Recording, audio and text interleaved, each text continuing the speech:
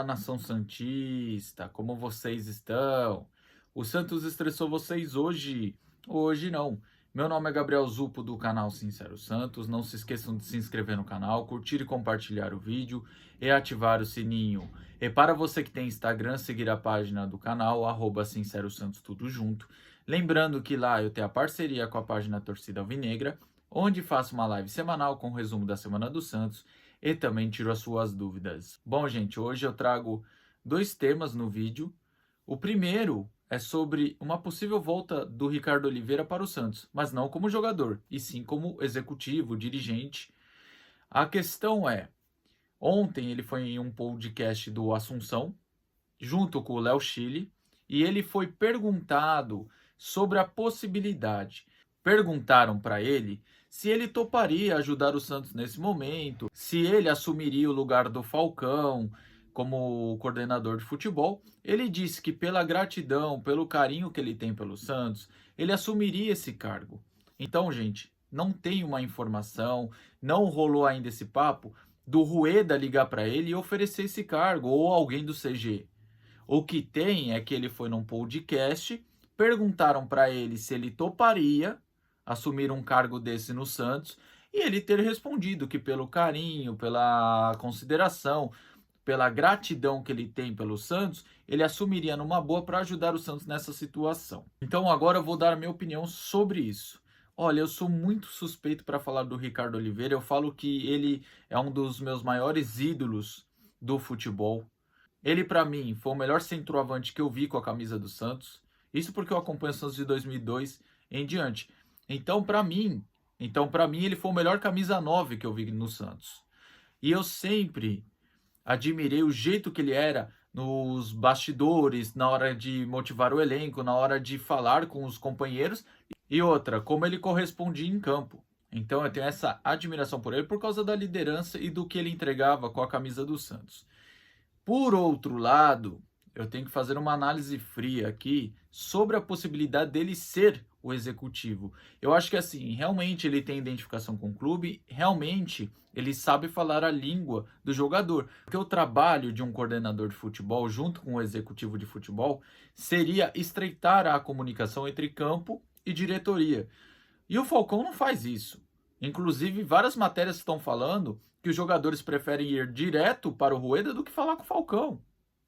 Então não existe trabalho. O Falcão só está lá como uma imagem, como um fantoche, ganhando. Já o Ricardo Oliveira, eu acredito que ele saberia fazer isso. Só que eu tenho que falar uma coisa para vocês. Ele nunca exerceu essa função. Será que iria bem? Será que nesse momento conturbado do Santos, ele saberia lidar com a situação nesse novo cargo? Que eu elogiar a identificação dele, elogiar o jeito que ele é nos bastidores e também o jeito que ele jogava é uma coisa. Agora, exercendo uma nova função, pode ser que ele não se saia tão bem. Apesar de todas essas qualidades do Ricardo Oliveira, que eu acredito que ele tenha, eu traria junto uma dúvida por ele nunca ter exercido esta função. Pelo menos é a minha opinião sobre. Mas melhor que o Falcão, isso eu tenho certeza que ele seria. Na real, qualquer um torcedor que tem um pouquinho de noção do que é futebol, seria melhor que o Falcão nessa função. O segundo tema desse vídeo é para falar do Carabarral, que está no Vasco hoje, só que o Vasco não quer mais o jogador e quer devolver ao Santos. Já o Santos não quer que o Vasco devolva.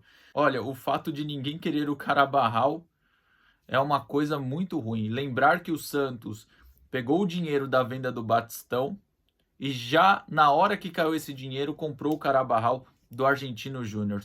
Ai, Santos, você não sabe fazer nada com o dinheiro que tem. Infelizmente, quando eu falo assim, não é falta de dinheiro, é falta de saber investir o pouco dinheiro que tem. Enfim, vamos à minha opinião sobre isso. A questão do Carabarral não ter correspondido no Vasco já era um pouco mais previsível. Por quê? No Santos, ele chegou com o status de um bom jogador, um jogador que ajudaria.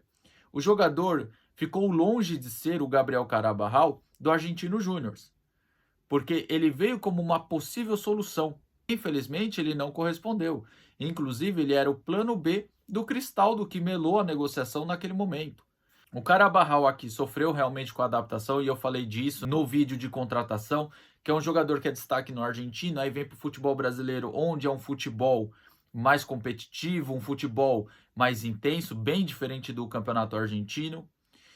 Eu também falava que o Carabarral não era um jogador de tanta intensidade, poderia sofrer muito aqui e foi o que aconteceu.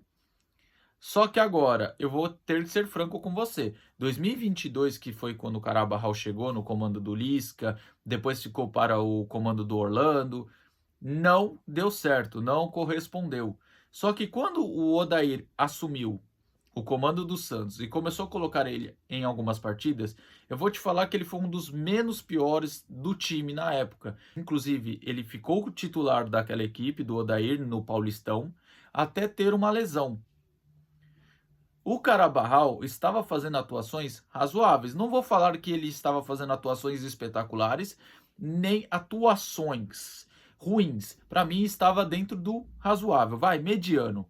Então, o Carabarral, quando se lesionou, eu até achei que quando ele se recuperasse, pelo menos voltaria a estar no banco de reservas. E isso não aconteceu. Ele sumiu dos relacionados e depois foi emprestado ao Vasco.